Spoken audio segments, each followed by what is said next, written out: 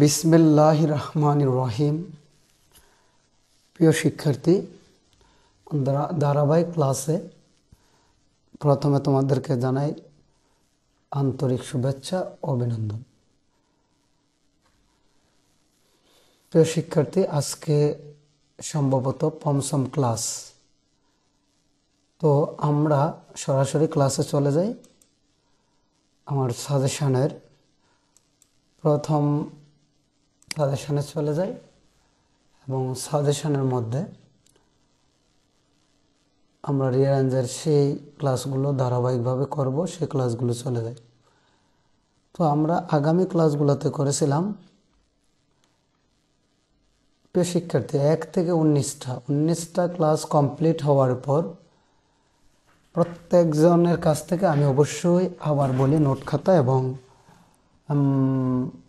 পড়াগুলো অবশ্যই নিব। তো আজকের আমরা অ্যান্ড্রু কেলস পড়ছি, নেলসন ম্যান্ডেলা পড়ছি, doctor Fleming and his great invention পড়ছি, তৈমুর পড়ছি, নেপোলিয়ান পড়ছি। নেপোলিয়ান পড়ি নাই, আজকে সম্ভবত নেপোলিয়ান, যেটা ময়মনসিংহ বোর্ড 2020-এ আসছে। আরেকটা হচ্ছে রবীন্দ্রনাথ ঠাকুর। আমরা রবীন্দ্রনাথ ঠাকুর আমরা পরে পড়ব, কারণ রবীন্দ্রনাথ ঠাকুর 2025 সালের এসএসসি ব্যাচে 2025 সালে এসএসসি ব্যাচের পরীক্ষা যা আসবে না আসার সম্ভাবনাই অনেক বেশি। তার পিছনে কিছু কারণ অবশ্যই আছে।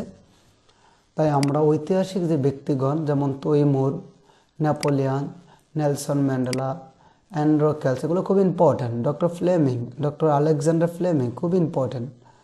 তো আমরা রবীন্দ্রনাথ ঠাকুরের এটা স্ক্রিপ্ট করব এবং যদি পড়ি সবার লাস্টে একটু দেখে নেব। তাই আমাদের এই জায়গায় আরেকটা কমে যাচ্ছে, আমরা 18টা পড়ব। তো এট ফার্স্ট আমরা চলে যাই নেপোলিয়ান।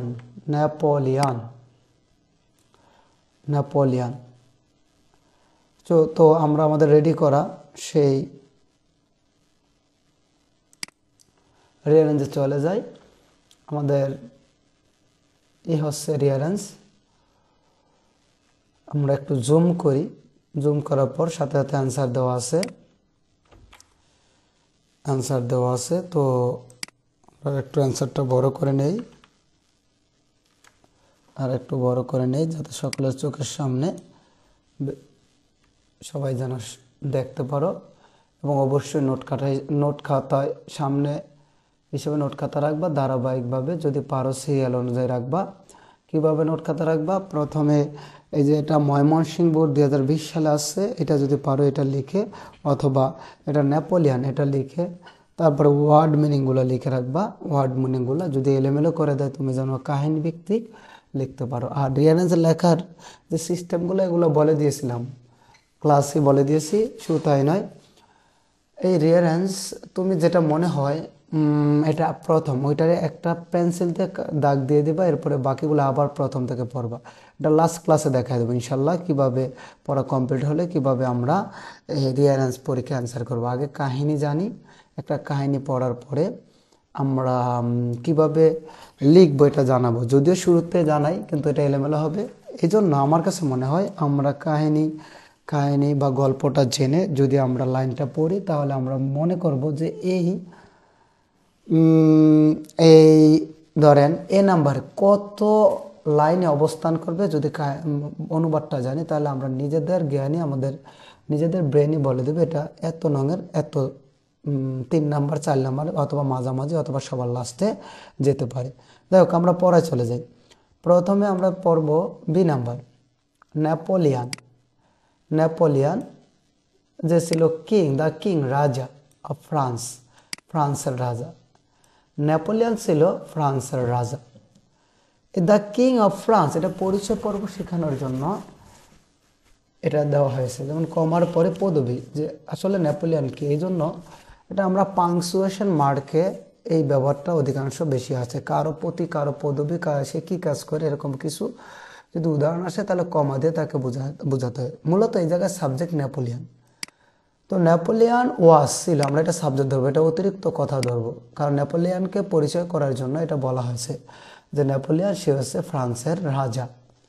তো নেপোলিয়ন ফ্রান্সের রাজা, অর্থাৎ নেপোলিয়ন ছিল এ গ্রেট, একজন মহৎ হিরো বা মহৎ, গ্রেট অর্থ বড় বা মহৎ, হিরো মানে বীর বা হিরো মানে বীর নেতা। নেপোলিয়ন যে ছিল ফ্রান্সের মহান একজন হিরো বা নেতা। তাহলে আমরা এটা কিন্তু বলতে পারি এটা পাস্ট ইনডিফিনিট টেন্স। দেখেন একটা ভার্বই আছে, সেটাই নট অক্সিলারি ভার্ব। এটাকে বলা হয়, একটা ভার্ব থাকলে এটা প্রিন্সিপাল ভার্ব, মাথায় রাখতে হবে। দেখেন আমি আর্টিকেলের ব্যবহারে ক্লাসে যখন পড়াই তখন ফ্রান্সের পরে অফ আছে, অফের পরে নাউন আছে, তারপরে হচ্ছে দি আর্টিকেল অথবা ডিটারমিনার পরে একটা ওয়ার্ড থাকলে নাউন, এটা আমরা সাফিক্স ফিক্সে চিনার জন্য আমরা ব্যবহার করি। আর্টিকেলের পর একটা ওয়ার্ড থাকলে নাউন, দুইটা থাকলে লাস্টে একটা নাউন, মাঝখানটা অ্যাডজেক্টিভ। কিং, তাহলে আর্টিকেলের পর একটা ওয়ার্ড আছে, তাই এই জন্য কিং এটা নাউন। তো নেপোলিয়ন যে ছিল ফ্রান্সের রাজা, সে ছিল একজন মহৎ হিরো। দেন আমরা চলে যাই ডি নাম্বার। সে অর্থাৎ নেপোলিয়ন জয়লাভ করেছিল। জয়লাভ করা, আমরা জানি উইন WIN, উইন তো জয়লাভ করা, আর উইন ভার্ব 1 আর ওন ভার্ব 2। তাহলে নেপোলিয়ন জয়লাভ করেছিল মেনি, অনেক, ব্যাটেলস, অনেক যুদ্ধক্ষেত্র। ব্যাটেল অর্থ যুদ্ধক্ষেত্র, লিখে রাখবে, এটা প্লুরাল, অনেক যুদ্ধক্ষেত্র করছে তাই আছে, তা ব্যাটেল অর্থ যুদ্ধ। তো নেপোলিয়ন জয়লাভ করেছিল মেনি, অনেক, ব্যাটেলস, অনেক যুদ্ধে জয়লাভ করেছিল। এবং এই নেপোলিয়নই কনকুয়ার্ড জয়লাভ করেছিল। কোয়ার্ড অর্থ জয়লাভ করা, উইন অর্থ জয়লাভ করা। কনকুয়ার জয়লাভ করেছিল মেনি, অনেক, কান্ট্রিজ, অনেকগুলো দেশসমূহ, অফ ইউরোপের অনেক দেশসমূহ সে জয়লাভ করেছিল। অনেক যুদ্ধক্ষেত্র জয়লাভ করেছিল, অনেক দেশসমূহ জয়লাভ করেছিল। ঘটনাটা কেমন? আগের রাজাদের কোনো কাজ ছিল না, তাদের শুধু কাজ ছিল যুদ্ধ করা, আমার যেটুকু মনে হয় আর কি। তাদের রাজত্ব নিয়ে তারা খুশি ছিল না। পাশের রাজত্ব সে জয়লাভ করে তাদের অন্য কোনো রাজাকে বসায় দিত তার পছন্দ মতো এই রাজ্য চালানোর জন্য, কিন্তু তাদের কাজই ছিল যুদ্ধ করা। তো এই নেপোলিয়ন একজন যে ফ্রান্সের রাজা, সে অনেক যুদ্ধ জয়লাভ করেছিল। শুধু যুদ্ধ না, যুদ্ধে জয়লাভ করে এমন নয়, সে অনেক দেশ, ইউরোপের অনেক দেশসমূহ সে জয়লাভ করেছিল। আমরা তারপরে চলে যাই সি নাম্বার। ওয়ান ডে একদিন সে হাঁটতেছিল। দেখেন ওয়াজের পরে মূল ভার্বটা আইএনজি, পাস্ট কন্টিনিউয়াস টেন্স। যদি টেন্সের দিকে থাকে তাহলে past continuous tense. Subject plus were plus মূল ভার্বের সাথে আইএনজি প্লাস অবজেক্ট অথবা এক্সটেনশন, ওইটা হয়ে যায় past continuous tense. He was walking, সে হাঁটতেছিল, অ্যালং পাশ দিয়ে, দ্য সি শোর, সমুদ্রের তীরের, সি অর্থ সমুদ্র, শোর অর্থ কিনারা, সমুদ্রের কিনারা দিয়ে একদিন সে হাঁটতেছিল। চলমান, সে হাঁটতেছিল সমুদ্রের কিনারা দিয়ে একদিন নেপোলিয়ন। দেন এফ নাম্বার। সাডেনলি হঠাৎ সে নোটিস অত লক্ষ্য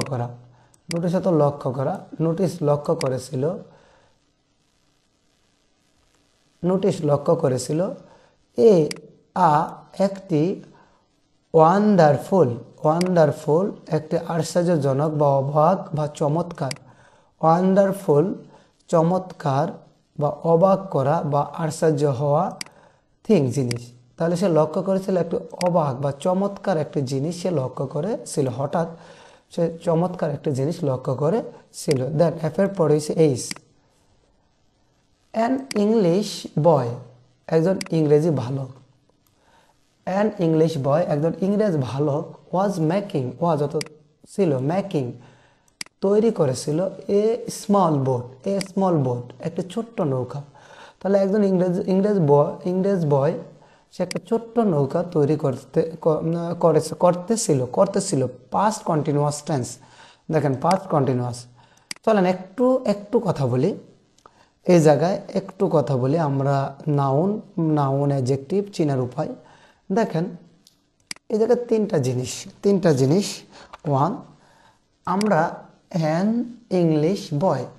দেখেন আমরা যে আলাদা আলাদা বলি অ্যান ডিটারমিনার অর্থাৎ আর্টিকেল, ইংলিশ নাউন, বয় নাউন। আলাদা আলাদা যদি বলতে যাই, ইংলিশ নাউন কিন্তু একটা সাবজেক্টের নাম বা একটা দেশের ভাষাকে বোঝানো হয়েছে।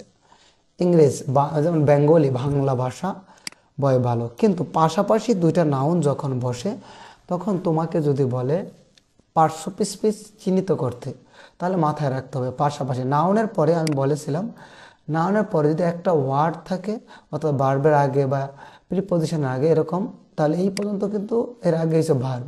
তা তিনটা ওয়ার্ড দিয়ে গঠিত অ্যান ডিটারমিনার। তা নাউনের আগে যদি একটা ওয়ার্ড থাকে সেটা নাউন, দুইটা ওয়ার্ড থাকলে লাস্টেরটা নাউন, মাঝখানেরটা অ্যাডজেক্টিভ। তিনটা থাকলে লাস্টেরটা নাউন, মাঝখানেরটা অ্যাডজেক্টিভ, পরেরটা অ্যাডভার্ব। তাহলে আমরা এভাবে চিনব এই অ্যান ডিটারমিনার, অ্যানের পরে ইংলিশ বয়, এ বয় নাউন আর ইংলিশ অ্যাডজেক্টিভ। কিন্তু আমি কাউকে যদি আলাদা জিজ্ঞাসা করি ইংলিশ কি, অবশ্যই সেটা নাউন হবে, কিন্তু বাক্যে এটা গঠনটা হবে অ্যাডজেক্টিভ। আর ইংলিশ বয় একজন ইংরেজ বালক, সে তৈরি করতেছিল একটা ছোট্ট নৌকা। এবার চলে যায় জি নাম্বার। দ্য বয়, বালকটি ওয়াজ ছিল ব্রড, বালককে আনা হয়েছিল, ওই বালকটিকে আনা হয়েছিল।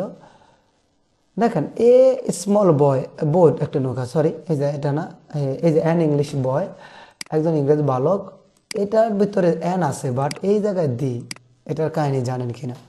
অর্থাৎ এই জায়গায় অনির্দিষ্ট বোঝাচ্ছে, কিন্তু ওই ইংলিশ বয়কে দ্বিতীয় বাক্যে বসার জন্য আর্টিকেল হিসেবে দি ব্যবহৃত হয়েছে। দি বয়, বালকটি ওয়াজ ব্রড, আনা হয়েছিল, বিফোর, সামনে। দেখেন আমরা ক্লাস 10 অবস্থায় আমরা সবাই জানি বিফোর অর্থ পূর্বে, বিফোর অর্থ আগে, বাট আজকে জানলাম নতুন এক ওয়ার্ড, বিফোর অর্থ আমরা সামনে বলতে পারি। বালকটিকে আনা হয়েছিল বিফোর, সামনে, হিম, অর্থাৎ নেপোলিয়নের সামনে বালকটিকে আনা হয়েছিল। তাহলে আবার বলি, দ্য বয়, বালকটি ওয়াজ ছিল ব্রড, আনা হয়েছিল, বিফোর, সামনে, হিম, তার সামনে। আপনারা জানেন কি না বলেন তো, এটা অ্যাক্টিভ ভয়েস না প্যাসিভ ভয়েস? কেউ কি জানেন? অ্যাক্টিভ ভয়েস না প্যাসিভ ভয়েস? দেখেন এই জায়গায় ব্যক্তি, সে কি কাজটা সম্পাদন করেছেন? না। এই জন্য ভার্বের পরে মূল ভার্বের সাথে আইএনজি আসে নাই, সরাসরি ভার্বের তৃতীয় রূপ এসেছে। তাই এটা প্যাসিভ ভয়েস, নট অ্যাক্টিভ। তাকে আনা হয়েছিল হয়তো বা নেপোলিয়নের সৈন্য বা নেপোলিয়নের কারো দ্বারা, সে কাজটা সম্পাদন, বয় বালকটা কাজটা সম্পাদন করে নাই, তাই প্যাসিভ ভয়েস। অ্যাক্টিভ ভয়েস হচ্ছে সাবজেক্ট যখন নিজে কাজটা সম্পাদন করতে পারে। তো দ্য বয়, বালকটিকে আনা হয়েছিল কার সামনে? নেপোলিয়নের সামনে আনা হয়েছিল। আসেন ব্রড, এটা ভার্ব 3, তাহলে ভার্ব 1 কি? ভার্ব 1 আমরা জানি ব্রিং, ব্রিং কি? Sorry, bring, BRING, bring. তাহলে ব্রিং, ব্রড আমরা জানি, তাহলে এটা ভার্ব 1।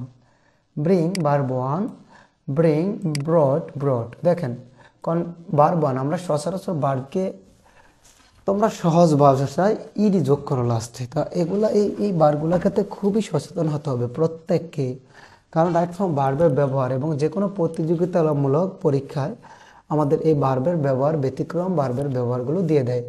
ব্রিং অর্থ আনা, ব্রিং, ব্রড। তো দ্য বয়, বালকটিকে আনা হয়েছিল, কার সামনে? নেপোলিয়নের সামনে। দেন এ নাম্বার, আমরা এ নাম্বার পড়ব। দ্য কিং, রাজা, আক্সড জিজ্ঞাসা করেছিল, হিম, তাকে, অর্থাৎ ছোট্ট বালকটিকে রাজা জিজ্ঞাসা করেছিল, হোয়াই, কেন, সে, ওয়াজ মেকিং, তৈরি করতেছিল, কেন সে তৈরি করতেছিল, সাস, এরূপ, সাস অর্থ এরূপ, এ স্মল বোট, এ একটি ছোট্ট নৌকা কেন সে তৈরি করতেছিল, রাজা তাকে জিজ্ঞাসা করেছিল। তো রাজা মানে ছোট্ট বালককে জিজ্ঞাসা করতেছিল কেন সেই ছোট্ট নৌকাটি তৈরি করতেছিল। তারপরে ই নাম্বার, চলে আমরা ই নাম্বার চলে যাই। ই নাম্বার, দ্য বয় সেড, বালকটি বলেছিল, সেড ভার্ব আমরা জানি, সেড ভার্ব আপনারা জানেন কিনা? সেডের ভার্ব 1 কি? সে, SAY, say, say, said, said. The boy said, বালকটি বলেছিল, I shall cross, I shall আমি করব, shall should, shall will, এগুলো ফিউচার ইনডিফিনিট টেন্স। তাহলে I shall cross, cross হতো অতিক্রম হওয়া, পার হওয়া। I shall cross আমি অতিক্রম করব, পার হব, the sea সমুদ্র, আমি সমুদ্রটা অতিক্রম করব, and এবং go যাব, my home আমার বাড়িতে আমি যাব। তো বালকটি বলেছিল আমি অতিক্রম করব এই সমুদ্রটি এবং আমার বাড়ি যাব। তো দেখেন আমরা গ্রামারের ভাষা একটু বলি। দ্য বয় সেড, কোনো বক্তা যখন বক্তব্য ইনভার্টেড কমা দ্বারা আবদ্ধ থাকে তখন এটা চলে যায় ন্যারেশন, মানে প্রত্যক্ষ উক্তি। তাহলে যেহেতু ইনভার্টেড কমা দ্বারা আবদ্ধ আছে, তার ন্যারেশনকে আমরা জানি দুভাগে ভাগ করা যায়, একটা ডিরেক্ট ন্যারেশন আর একটা হচ্ছে ইনডিরেক্ট ন্যারেশন। বক্তা যখন তার নিজের কথাগুলো ইনভার্টেড কমার মধ্যে আবদ্ধ থাকে, বক্তা যখন সরাসরি নিজের কথাগুলো বলে তখন এটা ডিরেক্ট ন্যারেশন, আর বক্তার কথা অন্য কেউ তার নিজের মতো করে বর্ণনা করে তখন হয়ে যায় এটা হচ্ছে ডিরেক্ট ন্যারেশন, আর আরেকটা হচ্ছে ইনডিরেক্ট ন্যারেশন। তো এই হচ্ছে আমাদের নেপোলিয়ানের পেসেসটি, মেবি হ্যাঁ শেষ। তো এই আপনাদের এই নেপোলিয়ান পেসেসটি আমি আপনাদের সামনে সুন্দর করে চেষ্টা করেছি আমার যথাসাধ্য চেষ্টার মাধ্যমে তুলে ধরতে। তো যাই হোক, আপনারা অবশ্যই শব্দ অর্থগুলো পড়বেন এবং শেষ করার আগে আমি একবার বাংলায় বলে দেই, এটা আপনাদের গল্প আকারে শুনবেন। আর যখন বাংলায় গল্পটা শুনবেন গল্প আকারে, তখন আপনাদের মোবাইল বা ল্যাপটপ বা যার মাধ্যমে দেখবেন সেই মাধ্যম বা মিডিয়ার মাধ্যমে যেভাবে দেখেন না কেন, আপনি গল্পটা মানে শোনার আগ মুহূর্তে আপনি মোবাইলটা উল্টা করে রেখে শুধু সাউন্ডটা দিয়ে শুধু গল্পের কাহিনীটা শুনবেন, আর আর গল্পটা ধারাবাহিকতা একটু কাল্পনিকভাবে চিন্তা করবেন যে আসলে কি, তারপরে মেলানোর চেষ্টা করবেন। চলো আমি গল্পটা বলি। নেপোলিয়ান যে ছিল ফ্রান্সের রাজা, এই নেপোলিয়ান ছিল একজন মহান বীর বা মহৎ হিরো বা মহান নায়ক। তারপরে সে জয় করেছিল অনেক যুদ্ধক্ষেত্র থেকে অনেক জয় করেছে। শুধু তাই নয়, সে জয় করেছিল অনেক দেশ, ইউরোপের অনেক দেশসমূহ সে জয়লাভ করেছিল। একদিন এই নেপোলিয়ান সমুদ্রের তীর দিয়ে হাঁটতেছিল। হঠাৎ সে দেখতে পেল একটা চমৎকার একটা জিনিস বা আশ্চর্যজনক চমৎকার একটি জিনিস সে দেখতে পেয়েছিল। কি দেখতে পেয়েছিল? একজন ইংরেজ বয় যে একটা ছোট্ট নৌকা তৈরি করতেছিল। একজন ইংরেজ বয় সে ছোট্ট একটা নৌকা তৈরি করতেছিল। বালকটিকে নেপোলিয়নের সামনে আনা হয়েছিল। বালকটিকে নেপোলিয়নের সামনে আনার পরে রাজা তাকে জিজ্ঞাসা করেছিল কেন সে এর ছোট্ট একটা নৌকা তৈরি করতেছিল। এটা রাজা তাকে জিজ্ঞাসা করেছিল। বালকটি বলেছিল যে সে এই সমুদ্র পাড়ি দিবে এবং সে তার বাড়ি যাবে। দেখেন, সে কিন্তু ছোট্ট একটা নৌকা, কোনোদিন এই বড় এবং বিশাল বড় এবং ঢেউযুক্ত এই সমুদ্র পার হতে পারবে না। কিন্তু নেপোলিয়ান অবাক, সে নৌকা দিয়ে পার হবে, তার আশা ভরসা। অবশেষে হয়তোবা নেপোলিয়ান তার যাওয়ার সকল ব্যবস্থা এবং করেছিল সে সমুদ্র পাড়ি হওয়ার জন্য।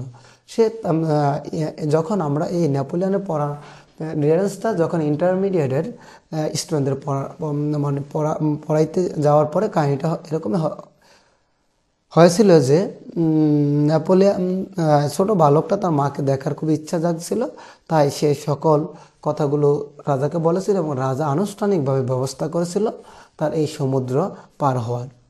প্রিয় শিক্ষার্থী, এই জায়গায় শেষ করব, তোমরা ভালো করে দেখবা এবং অবশ্যই আমি আশা করি এটা দেখার পরে আর কোনো ভিডিও দেখা লাগবে না। আমি আবার বলি, শুধু আমাদের শিক্ষার্থী অর্থাৎ গোসাহাট যে কোদালপুর ঐতিহ্যবাহী যে কোদালপুর মাধ্যমিক বিদ্যালয়, এই বিদ্যালয়ের শিক্ষার্থীদের জন্য এই ভিডিওগুলো উন্মুক্ত করা হবে। সবার জন্য উন্মুক্ত, কিন্তু আপনারা যদি এটা দেখতে পারেন এই জন্য, কারণ ধারাবাহিকভাবে করা হবে আমার যে তৈরি করা শিট সাজেশন, এই সাজেশনের আলোকে, এবং উপরে ক্লাস 1, ক্লাস 2, ক্লাস 3 সাথে যেই রেঞ্জটা পড়ানো হবে সেই রেঞ্জটা ধারাবাহিকভাবে উপরে লেখা হবে, যাতে সহজে আপনারা খুঁজে পান এই ভিডিওগুলো। আমরা এখানে শেষ করব। প্রিয় শিক্ষার্থী, ভালো থাকবেন সবাই, সবাই দোয়া করবেন, এতটুকু। ঠিক আছে, সকলকে আল্লাহ হাফেজ।